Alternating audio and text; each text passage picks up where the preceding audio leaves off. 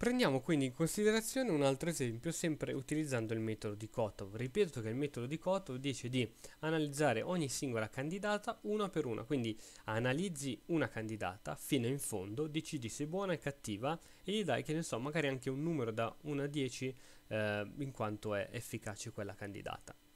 Quindi a volte può succedere di trovarti in una situazione piuttosto, diciamo, in fase di apertura ancora, e di aver analizzato molto. In questo caso qui veramente ci sono una valanga di candidate, non siamo come nella posizione di prima dove comunque le mosse sono poche, qui le candidate sono molte. Immaginiamoci quindi che hai analizzato una prima candidata e hai trovato una risposta molto forte del tuo avversario, quindi l'hai messa da parte. Quindi ora sei in cerca di una seconda, di una terza candidata, perché appunto la mossa di prima avete visto che non andava bene. A volte però può succedere che non vedi un semplice tatticismo da parte del tuo avversario. Questo succede quando analizzi molto la posizione e quindi anche le cose più semplici ti sfuggono. Succede così proprio, è un affaticamento tattico, lo chiamano all'interno di questo libro. Il libro è, come ho detto, come scegliere la mossa migliore di Soltis. Infatti consiglio di calcolare solo il necessario, quindi di prendere in considerazione solo le candidate e non ogni singola mossa. Anche se hai molto tempo a disposizione, questo è molto importante. Allora, analizziamo questa situazione. Ora, siamo in una posizione in cui il nero ha appena giocato alfiere G5. Il bianco a questo punto si immerse in una profonda riflessione. Iniziò a prendere in considerazione donna di 2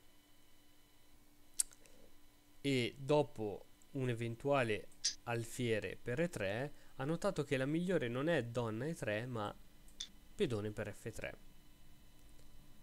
Il bianco aveva visto che questa mossa era la migliore nonostante qui si viene a creare un pedone arretrato.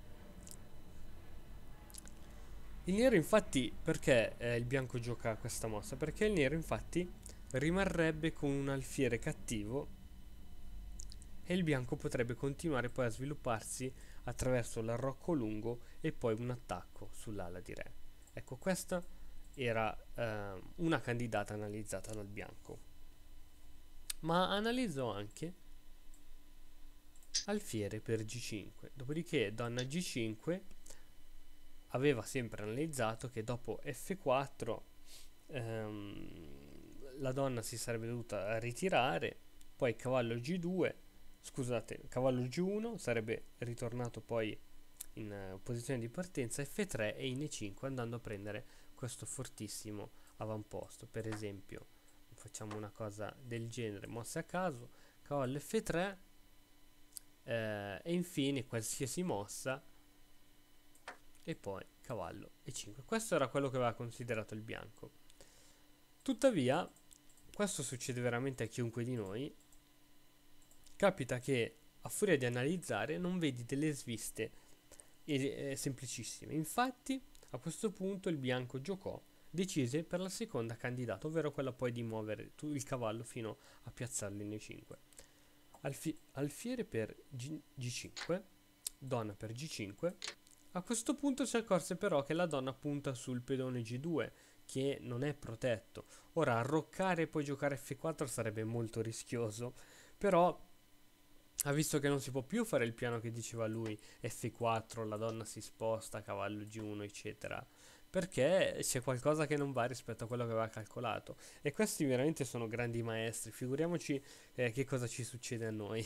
Molte volte ci sarà successo di dire, ah cavoli, non mi ero accorto di questa cavolata. Infatti a questo punto dovete giocare per una timida G3, che non è neanche poi molto buona. Ecco, l'affaticamento tattico aumenta ad ogni nuova candidata esaminata in una data posizione. E quindi per questo io ti consiglio veramente di non calcolare tanto, ma solo le mosse che tu consideri buone. Ovviamente a volte in una posizione possono sembrare più di 2, di 3, di 4 le candidati, però cerca veramente di non affaticarti troppo perché altrimenti possono succedere cose di questo tipo.